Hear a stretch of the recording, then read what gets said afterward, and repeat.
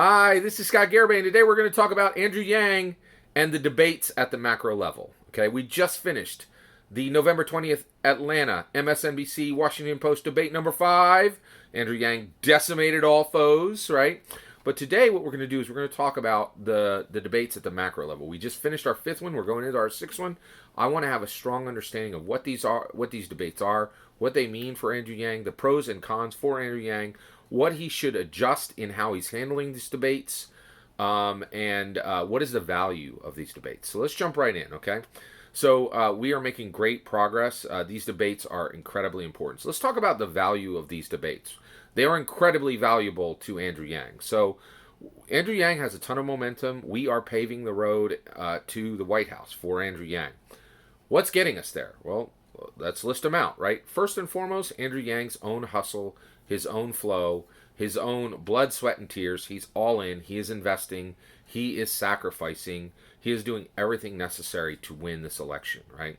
And he is driving this whole ship, right? He's the captain, and nobody's given more than him. That's a fact, okay? Next is Yang Gang. Yang Gang is huge. I think they're the second most important thing in paving that road. Like, we are incredibly important, and we are really helping Andrew Yang to get there. It's incredibly important to acknowledge what we do. It's important, right? Through a vast array of tasks that need to be done to get a candidate to the White House, right? Then, so you have Yang, you have Yang Gang, and then in addition to that, you have his campaign team. They are working very hard, really, and really putting a lot of intelligence toward this, right? And then I think it's the debates. The debates are massively helpful to Yang. They truly are. They are part. And the fact that he hasn't missed a single one, that's big. That is huge, right? Because really, right now, to my knowledge, I think there's only 9. I think there's like 8 candidates that have made every debate. 8. That's crazy. That's a really low number. And and the fact that Andrew Yang is in that group, that's huge.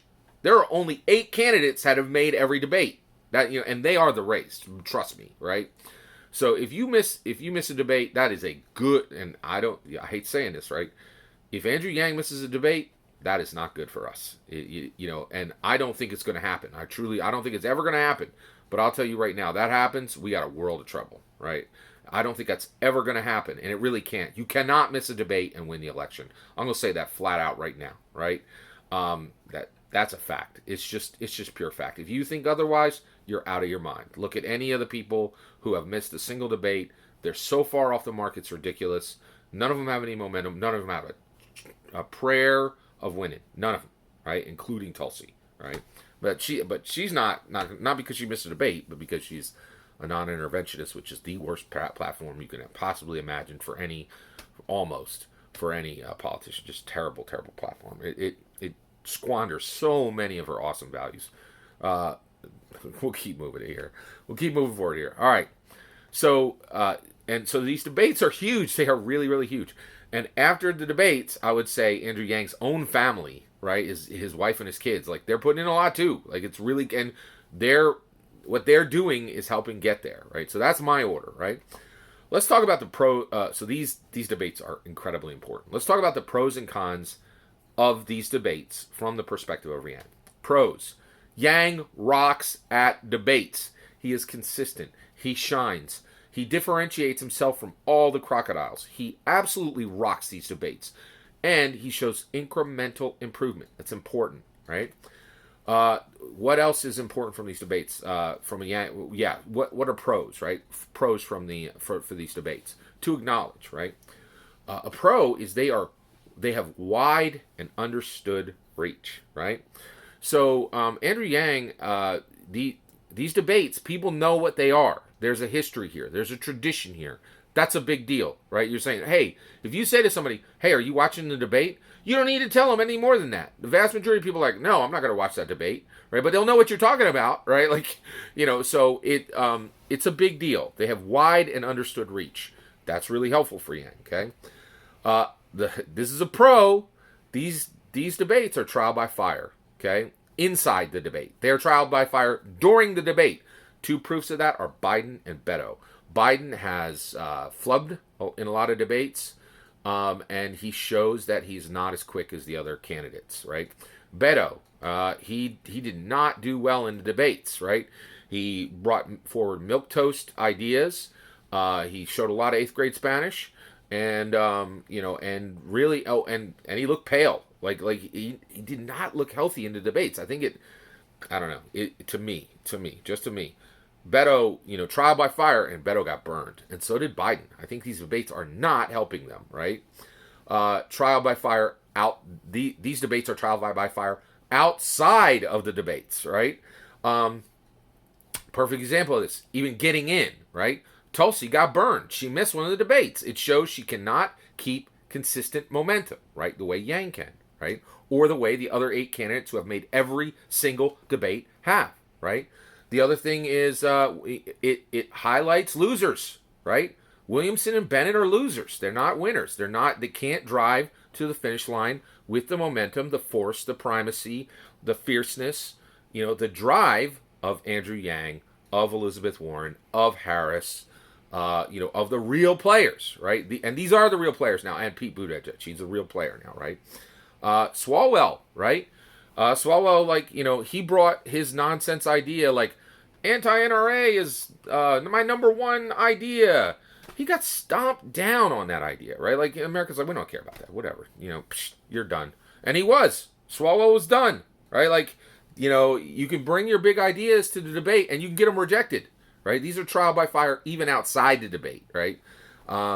It was bad, right? And then also Steyer, right? And Bloomberg, right? Trial by fire. You didn't make the early debates. Loser, late to the party, didn't know what you wanted to do, shows lack of vision, shows lack of respect. You don't make the debates, you're done, right? Like, period. Anybody who hasn't made every debate, you can count them out now, right? The only exception is if you get an American celebrity who has been in a film that made $250 million plus. They're the only exception. Any one of them could jump in. I'm telling you right now, Oprah Winfrey joins tomorrow. Gang's got problems. Everybody's got problems, right? Doesn't mean she can't be beat, but she's a major issue, right? Like, and she could jump in at the last minute and be a threat, right? That's the only exception to that rule. Okay. Traditional media, right? This is, now, I know. We'll get to the whole ball of wax with traditional media. But part of it is right? Traditional media it is a tradition. Dan Rather, Connie Chung, free media. This is a thing in America. The media, traditional media, it's a thing. We owe them something for what they've delivered over the decades, right? And there's still vestiges, there's still shreds of value, objectivity, truth, freedom, right? Freedom of press.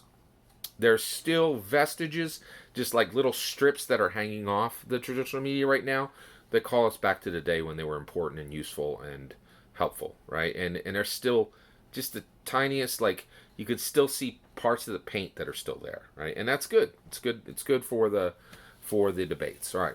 What are the cons for Yang for these debates? Whew. All right, let's get into it. He's constantly shoved to the back. Yang is shoved to the back in these debates. Yang media blackout is in full effect in virtually every single debate. They do everything they can to make sure that he's not let off the chain and has 5 minutes to talk to the people of America. He crushed it in debate 3 with his opening statement. Pete Buttigieg had to wait for his applause to die down, and I think traditional media and the establishment were like, this can never happen again. You need to start reining in these closing statements and these opening statements. And they cut the closing statements from debate 4 for opening statements, and I think the closings they cut the opening statements from 4 and 5, right?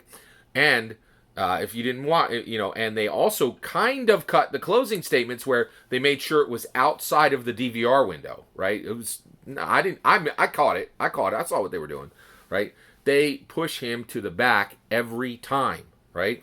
And it is incredibly frustrating. It's a terrible, terrible con.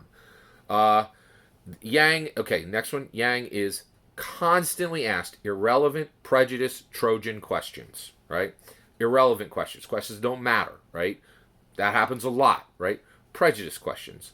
Questions that are to his heritage. Questions that are to the validity of his candidacy. Just ridiculously absurd questions that are And frankly, in my opinion, prejudiced. They're just prejudiced. And then Trojan questions. Questions that don't have anything to do with the words in the questions. It's a message being carried by the media to the viewers. Ridiculous Trojan questions. Not ridiculous, dangerous, unfair, useless Trojan questions, right? Just terrible questions are given to Yang constantly. It's a terrible con. Repeat questions. These like they talk about, healthcare, and you go over the same grindy 10, 20, 30 minutes in every single one of these debates.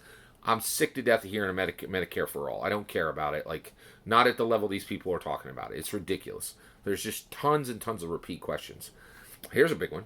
These debates, because they are traditional media, so this kind of falls under traditional media, right? These debates, they're all done by traditional media, right? And they love noise over signal, right? They just lap it up. When Kamala Harris was like, you know what? I'm Kamala Harris. I'm a Democrat. And guess what? I think Trump is bad. I'm going to talk about Trump for 5 minutes and how bad he is. Like anyone in America didn't know that every Democrat on that stage thinks Trump's bad. It is absolute noise. It is so constant, right, that I have started to wonder if these debates are actually to get people to watch politics and be engaged in politics, or are they set up to do the exact opposite? And anyone who would possibly be engaged or interested, they set these debates up in order to bore them away. Like, they are so terrible, right? And these traditional media, these moderators just take the same. Like, if I was a moderator, I'd be like, you've made that point 15 times. Say something new. Answer my question directly. They do that a little bit. They'll call them to answer questions directly. They'll do that a little bit, right? But the reality is, they take spin and they eat it like it's real food. It's not. Spin is nonsense. Every moderator up there knows what spin is. They know what noise is, and they take it, right? They just take it. They cut it up with a fork and knife and gobble it up, right? It's ridiculous, right? We need to move. And Joe Rogan, he's a champion of new media, right? He does not go for spin and noise. He cuts to the chase, gets to the real material, makes people make points, and if you're saying stuff that's irrelevant, he ain't going to talk to you long, right? And that's what we need from these traditional media people. We need them to start to prioritize signal over noise. If it's repeat, it's noise. If it's from the Dem playbook and everybody already knows it, it's noise. Right? If it's Trump bad, it's noise. Everybody knows that every Democrat on that stage hates Trump. Stop talking about it. It's not useful, right? Like, it is a massive waste, and it's noise over signal. And this is one of the strongest cons, right? And in some ways, it is literally a con. Like, I have no idea why they prioritize so much noise over signal, right? All right, next one. It's a crocodile habitat, right? We talk, Trump says some brilliant things, right? The analogy that Washington, D.C. is a swamp was dead on. He said he would drain it. He didn't do anything to drain it. He brought in more crocodiles. He brought in more moss. He brought in, he deepened the swamp, right? But every single person on that stage on November 20th, except Yang and Steyer, are crocodiles, right? They are politicians, and that goes right back to the noise over signal, right? Crocodiles are used to their flapping, fangy jaws being listened to when they're saying nothing, right? And this traditional media, all of them, through these debates, have been firmly helping this, right? And it's a huge problem, right? These are crocodile habitats, right? They are structured to benefit the crocodiles. The swamp juice marinated politicians, rather than the real leaders who have come from the people, like Andrew Yang, who came from education, came from corporation, came from benevolence, came from labor. He's real. He's a real person of the people, right? Not a crocodile, all right? All right. Last one for con. Traditional media. TV legacy. You would not believe, like, new media, right? Queue it up on YouTube, watch it for free, done. Right? It goes to the whole world. Everybody can see it. Doesn't cost a dime. It's there immediately. You can comment on it. Blah, blah, blah, blah, blah. Awesome. Right? Traditional media, Where the heck do I watch this thing? When does it come on? Right? I got to set up a whole bunch of nonsense on my television and break out my cable box and all this really weird, I don't watch sports or anything. We don't even have regular TV in my house the way normal people do. Like, I don't even know how to turn on ABC or NBC or any of this nonsense. And every time there's one of these debates, I got to do this technology voodoo to get everything working, because these legacy TV, it's legacy TV, right? It's just utter nonsense. Just stream this stuff on the internet. Come on, like, be done with it, right? And I get why they can't, because they have to pretend that their traditional media networks are still important and that people still watch things that flow over the airwaves. Like, it's absurd. The other one is traditional media, which means every reporter up there is a dyed-in-the-wool, attribute for attribute, coastal elite, and their bias is 10 feet deep, right? Absolute disrespect for Heartland stalwarts. Absolute disrespect for everything coastal elites disrespect. It is an absolute trope, and they all fit it. There has not been a single moderator who was anything but a coastal elite with coastal elite biases. Massive con, massive problem. All right, now what does Andrew Yang do about all this? Let's talk about it. All right. So one, he has to understand that these debates are a double-edged sword, right? I think he has one, he has been doing a great job. And I'm just going to list the things that will help him put on top of what he's already doing. So these are ideas I have that I think Andrew Yang should do to do better at the debates. And he's already doing very, very well and really leveraging them well. But he can do a little better. All right, so he needs to understand they're a double-edged sword. Okay? They truly are. They can help and they can hurt. We just talked about all the pros. We talked about all the cons, right? All right, the barehanded blade block, right? All right, so somebody's coming at you, sword. Right, you catch the sword between your hands, right? Mythbusters actually did a whole thing and figured out, can you actually do this? Well, the answer is yes. You can do a barehanded blade block, air quotes. You can't do it barehanded, right? What you can do is a highly skilled martial artist can catch a sword if they have small metal plates that are used for climbing in their hands, right? And they could stop a blade just like that, right? And because these plates can be small, right? If you were just wearing black gloves, those could be so small that it would look like you did a barehanded blade block. Andrew Yang has got to learn the barehanded blade block. He's got to stop the blade right in midair and do it, exactly the way Bruce Lee would have done it, and it's going to be incredibly hard. The timing's going to be difficult. He's got to obscure the whole thing, right? But he's got to figure out the barehanded blade block. It's not going to be actually barehanded. It's only going to look barehanded, but he's got to figure it out, right? He's got to figure out, how does he catch this thing and break the blade, right? And that's what he's been doing this whole time. He's got to hack this system because his system is against him from the beginning. It's against letting a person rise from the people and defeat the crocodiles. The system, it is structured to make it nearly impossible. But Andrew Yang can do the nearly impossible. That's why he has my vote. All right? He has to start setting up dominoes on the trail that fall in the debates. Okay? He has to start setting up dominoes on the trail that fall in the debates. So bringing up subjects, starting to tell the joke on the trail, punchline in the debate. Right? It's a big thing. All right? He's got 70 people now to help him with this, and he should absolutely be working on it. Also, every single thing he says in the debates, he should be focusing on making it shocking, new, or entertaining. That's America, right? That's P.T. Barnum. He's got to do it, right? And then the other thing is, don't stop. He's got great momentum. He's doing fantastic. I'm super proud of him. He needs to keep going exactly the way he's going. All that is my opinion. But I'd love to hear your opinion in the comments below. Please consider liking and subscribing, and have a wonderful millennium.